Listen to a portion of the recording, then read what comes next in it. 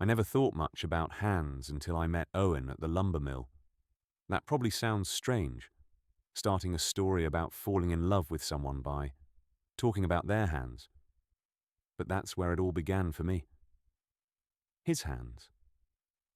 Rough, calloused, scarred from years of work, and somehow the most careful, gentle things I'd ever encountered. I was 24 when I took the job at Riverside Mill, fresh out of a marketing degree I wasn't using, and desperate for something that felt real.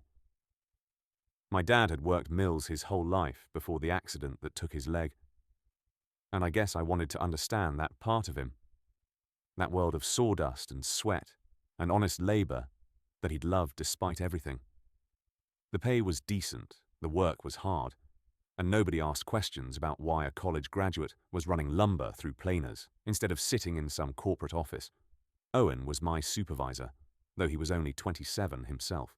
He'd started at 16, worked his way up, and everyone respected him. Not because he was tough or demanding, but because he actually gave a damn.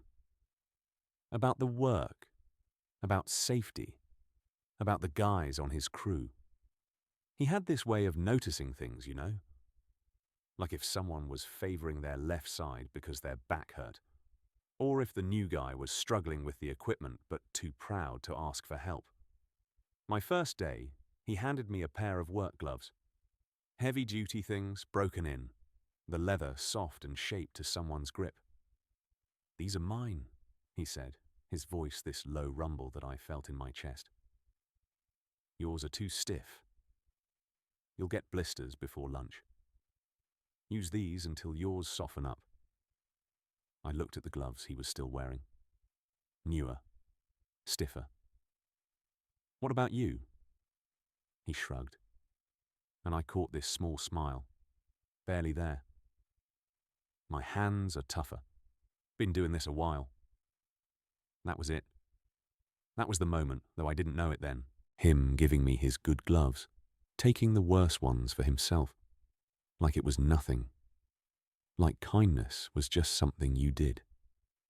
I watched him walk away, broad shoulders, work-worn jeans, moving through the mill like he belonged there, in a way I couldn't imagine belonging anywhere.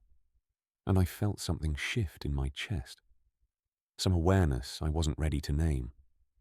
The mill was loud. Constant noise, saws screaming, machinery grinding, the crash and bang of lumber being sorted and stacked. You learn to communicate in gestures and short, shouted words. But during breaks, in the relative quiet of the break room with its ancient coffee maker and mismatched chairs, that's when I started really noticing Owen. He'd sit with his lunch, usually something simple he'd packed himself, and he'd ask people about their lives. Not small talk, but real questions. He remembered details. Asked the older guys about their grandkids by name, knew that Marcus was trying to quit smoking and would casually offer him gum. Noticed when someone seemed off and would check in, quiet and private, not making a big deal of it. I found myself watching him more than I should. The way he moved, economical and sure. The way he'd push his hair back when he was thinking, leaving a trace of sawdust in the dark strands. The way his whole face changed when he smiled. Really smiled. This warmth that made you want to be the reason for it. I'd known I was gay since high school, worked through the fear and shame of it mostly on my own, come out to a few close friends, but not my family. It wasn't something I advertised, especially not in a place like the mill where guys still used slurs casually, and nobody talked about feelings beyond complaining about their wives or girlfriends. I'd learned to be invisible about it, to not look too long, to not let myself want things I couldn't have. But Owen made me forget to be careful. 3 weeks in, I was working the planer, feeding boards through, and I wasn't paying attention like I should have been. Tired, distracted, thinking about Owen if I'm honest. The board kicked back, would have caught my hand if Owen hadn't been there, hadn't grabbed my wrist and yanked me back. We stumbled, ended up against the wall. his hand still gripping my wrist, both of us breathing hard. "You okay?" His face was inches from mine, eyes dark with concern. I nodded. Couldn't speak. I was aware of everything. His hand on my wrist, his thumb pressed against my pulse. The smell of him, sawdust and sweat and something else. Something warm. The way he was looking at me. Really looking. Like he was checking for damage deeper than just physical. "You gotta pay attention, Adrian." My name and his voice did something to me. "I can't. You gotta be careful." "I will."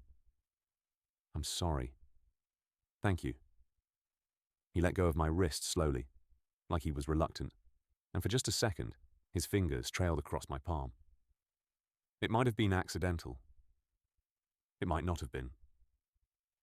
He stepped back, put professional distance between us, but something in his expression was uncertain, vulnerable in a way I'd never seen.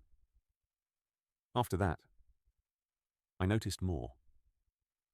The way his eyes would find me during the day, just checking, making sure I was okay.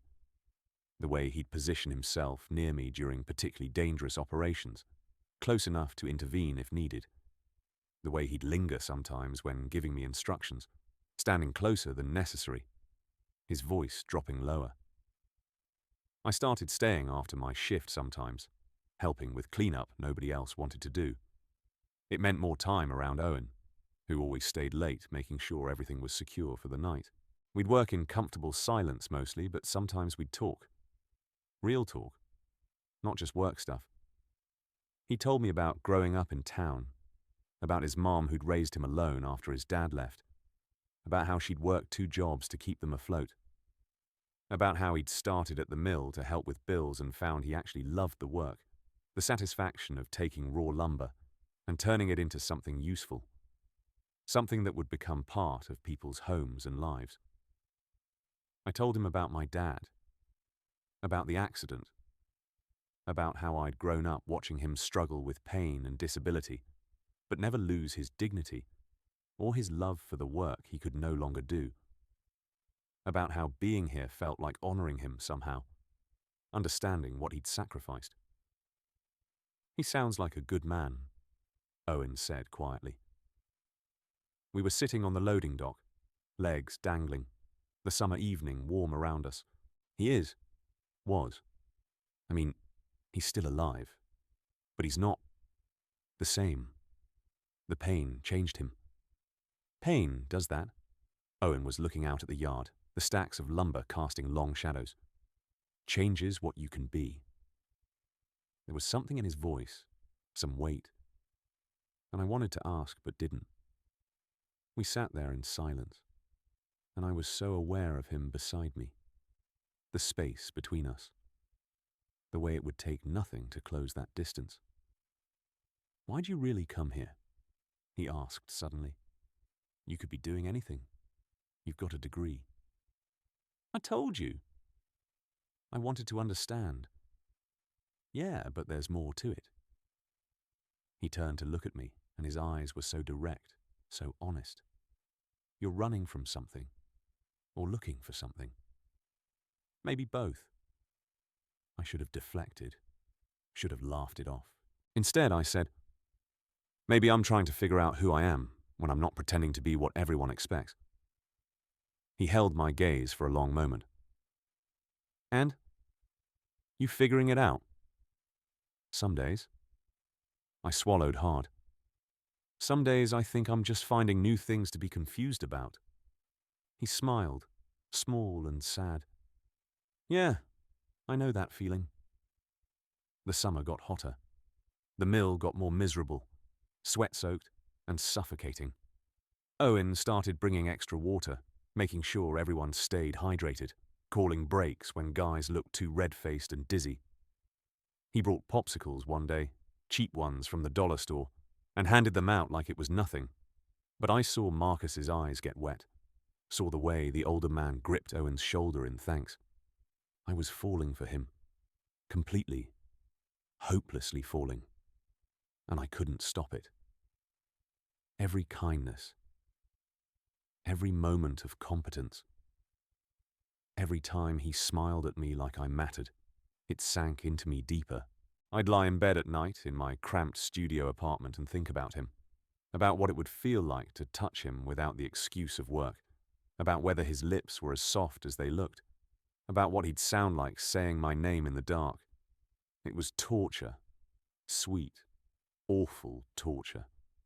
We started getting coffee after work sometimes. There was a diner near the mill, the kind of place with cracked vinyl booths and coffee that tasted like it had been sitting for hours. And we'd end up there, still dusty and tired, talking about everything and nothing. He told me about books he loved, mostly science fiction and fantasy, stuff about other worlds and possibilities. I told him about the marketing campaigns I'd worked on during internships, how hollow it had felt, selling people things they didn't need. "You're good with words," he said one evening, stirring sugar into his coffee. "The way you describe things. You should write or something." Maybe. I watched his hands, still fascinated by them. "What would you do? If you could do anything?" He was quiet for a long time. "I like what I do. But sometimes I think about, I don't know, having something of my own. A workshop, maybe. Custom furniture. Working with wood in a different way. Making things that are beautiful, not just functional. You should do it." "Yeah, well, dreams cost money." He smiled, but it was tight. "And some dreams cost more than money." I wanted to ask what he meant, but the waitress came to refill our cups, and the moment passed. It was late August when everything changed. We were working overtime, a big order that had to be finished. And it was just Owen and me left in the mill, everyone else having finally called it a night. We were both exhausted, running on coffee and stubbornness. I was carrying a stack of boards, not looking where I was going, and I tripped over some scrap lumber someone had left out.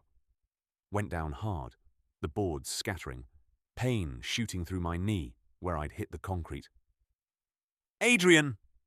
Owen was there instantly, kneeling beside me, hands hovering like he was afraid to touch me. "Are you hurt? Talk to me." "I'm okay, just clumsy." I tried to laugh, but it came out shaky. The fall had scared me more than hurt me. "Let me see." His hands were gentle, checking my knee through my jeans, careful and thorough. "Can you bend it?" I did, wincing. "It's fine, just bruised." "You're bleeding." He pointed to my palms, scraped from catching myself. "Come on, first aid kit." He helped me up, and I leaned on him more than I needed to, selfish for the contact. We went to the small office, and he sat me down, kneeling in front of me with the first aid kit. His hands were steady as he cleaned my palms with antiseptic wipes, and I watched his face, the concentration there, the care. "You gotta be more careful," he said softly, echoing what he'd said that first time he'd saved me. "I worry about you. You don't have to worry about me." "Yeah, I do." He looked up, and the expression in his eyes made my breath catch. I can't seem to help it. The air between us felt charged, heavy with something unspoken.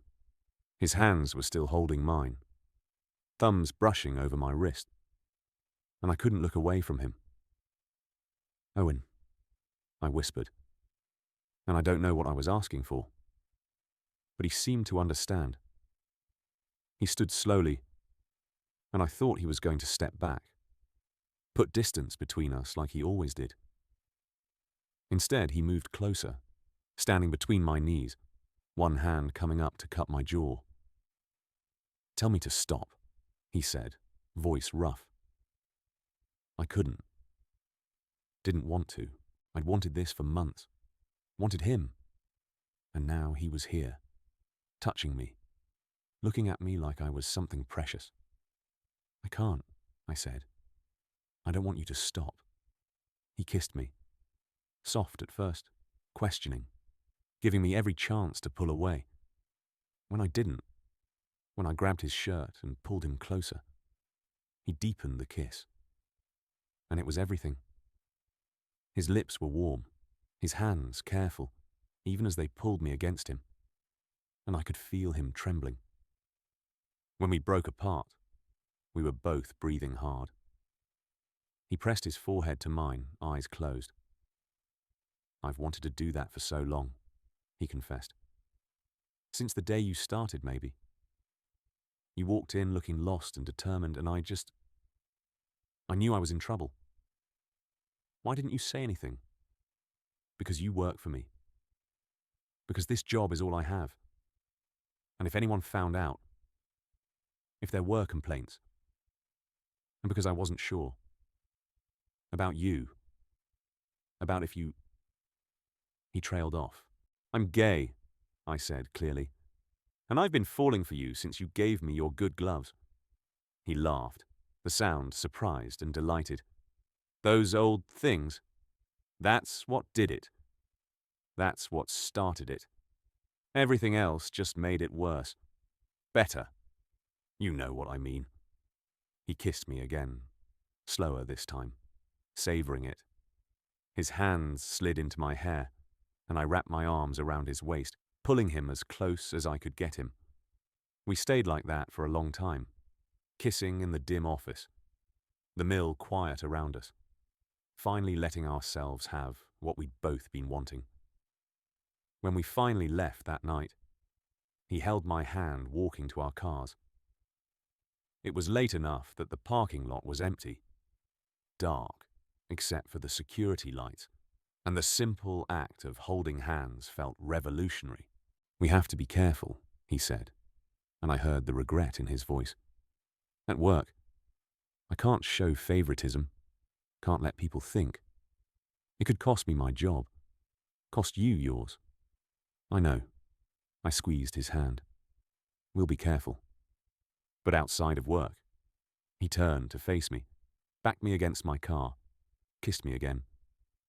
"Outside of work, can I take you to dinner? Can I do this properly?" Yes. God, yes. We started dating in secret. At work, we were professional, careful, nothing that would make anyone suspicious. But after work, on weekends, we belonged to each other. He took me to dinner at restaurants in the next town over where nobody knew us. We went hiking in state parks, held hands on trails where the only witnesses were trees. We spent long evenings at his place or mine, cooking together, watching movies, learning each other.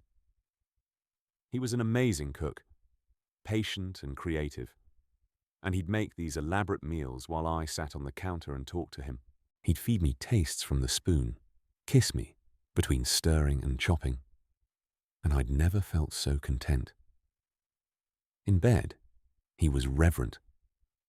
He touched me like I was something miraculous, learned every place that made me gasp, gave himself to me with a vulnerability that made my chest ache. Afterwards, we'd lie tangled together, and he'd trace patterns on my skin with those rough, gentle hands. "I love your hands," I told him once, kissing his knuckles. "They're beat up, ugly. They're perfect. They're you, strong and careful and kind." He'd pulled me closer, buried his face in my neck. "I love you," he whispered. "I didn't mean to. Tried not to, but I do. I love you too." It was the easiest truth I'd ever spoken. We had 6 months of stolen happiness. 6 months of secret smiles across the mill floor, of coffee at the diner where we sat on the same side of the booth, so our thighs pressed together under the table, of weekends wrapped around each other, building something real and precious. Then Marcus saw us. We'd been so careful. But one evening we'd stayed late again, and I'd kissed Owen goodbye in the parking lot, thinking we were alone. Marcus had forgotten his wallet, came back, saw us. The next day, he pulled Owen aside. I watched from across the mill floor, saw Owen's face go pale, saw the conversation that was clearly difficult. When Owen came back, he looked shaken, He knows, Owen said quietly during break. Marcus knows. What did he say? That he won't tell anyone. That he doesn't care who I love as long as I'm happy. That his grandson is gay, and he wishes the world was kinder. Owen's voice was thick with emotion. He said, I deserve to be happy. After that, we were slightly less careful around Marcus. He became our unlikely ally, running interference when needed, covering for us. It meant everything, having one person at work who knew, who accepted us. But we both knew it couldn't last forever. The mill was struggling financially, rumors of layoffs, of possible closure. Owen was stressed, worried about his crew, about what would happen to guys who'd worked there for decades. He started applying for other jobs, management positions at other mills, and I hated seeing him so anxious. Come with me, he said one night. We were at his place, and he'd just gotten off the phone with a mill 3 hours north that wanted to interview him. If I get this job, come with me. We could start over somewhere new, not have to hide. Owen, I wanted to say yes immediately, but fear held me back. That's a big step. I know, but Adrian, I love you. I want a life with you, a real life, not just stolen moments. He took my hands and his eyes were so earnest. I want to come home to you every day. I want to wake up next to you. I want to stop pretending you're just my co-worker when you're everything to me. I want that too. I'm just scared. Of what? Of being that dependent on someone, of following you. And then what if it doesn't work out? What if you realize I'm not worth it? He cupped my face, made me look at him. You're worth everything. And yeah, maybe it won't work out. Maybe we'll crash and burn. But Adrian, what if we don't? What if we get everything we want? I kissed him, put everything I felt into it. Okay. Yes. If you get the job, I'll come with you. He got the job. Better pay. Better hours. A mill that was actually thriving. We gave our notice at Riverside, and the last day was harder than I expected. Marcus hugged us both, slipped Owen a piece of paper with his grandson's phone number. For when you boys are settled, he said. So you know some other folks like you. So you're not alone. We loaded up a moving truck with our combined belongings, neither of us having much, and drove north to our new life. We rented a small house with a yard, nothing fancy, but it was ours. Both of ours. We hung our coats in the same closet, combined our books on the same shelves, fell asleep in the same bed every night. The new mill was better in every way. Owen thrived there, respected and valued. I got a job in their office, using my degree finally, doing logistics and planning. We could be more open, not hiding exactly, but not having to pretend we barely knew each other. We went to company barbecues together. People knew, and the world didn't end. Some people were weird about it, sure, but most didn't care. We found a community, other queer people, made friends. Owen started his workshop in our garage making furniture on weekends, beautiful pieces he'd sell at craft fairs. I started writing, essays and stories about millwork and class and finding love in unexpected places. We built a life, a real, honest, beautiful life. 2 years after we moved, Owen proposed. We were at the lake near our house, watching the sunset, and he pulled out a ring he'd made himself, carved from wood and inlaid with a band of silver. I want forever with you, he said. I want to make it official, legal, real. Marry me, Adrian. Let me love you out loud for the rest of my life.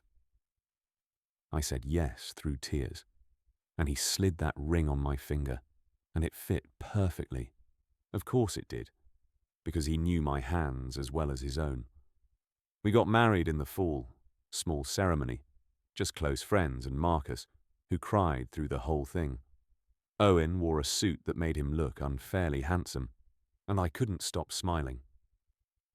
When we exchanged vows, when he promised to love me in all the ways that mattered, I thought about that first day, him handing me his good gloves, taking the worse ones for himself. That's who he was. Someone who gave the best of himself to the people he loved, who led with kindness, who made the world softer just by being in it. And somehow, impossibly, I got to keep him.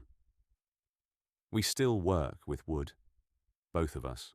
Owen's workshop has grown, and I help him with the business side, marketing his furniture, managing commissions. Our house smells like sawdust and coffee, and our hands are both callous now, marked by the work we love. Sometimes I'll catch him watching me while I'm working, and he'll have this expression, soft and wondering, like he can't believe I'm real. And I'll go to him, and he'll pull me close, and I'll feel his rough, gentle hands on my face, and I'll think about how lucky I am. Lucky that I took that job at the mill. Lucky that he gave me his good gloves. Lucky that we were both brave enough to reach for what we wanted, even when it was scary. People ask me sometimes how I knew he was the one, and I tell them about the gloves. About how love isn't always grand gestures and dramatic moments. Sometimes it's someone giving you the better thing and taking the worse thing for themselves. Sometimes it's someone seeing you, really seeing you, and choosing you anyway. Sometimes it's building something together, piece by piece, until you've made a whole life. That's what we did. We took scraps and rough edges and worked them into something beautiful, something that will last. And every day, I'm grateful. For him, for us, for the life we built from sawdust and hope and those damn good gloves that started everything.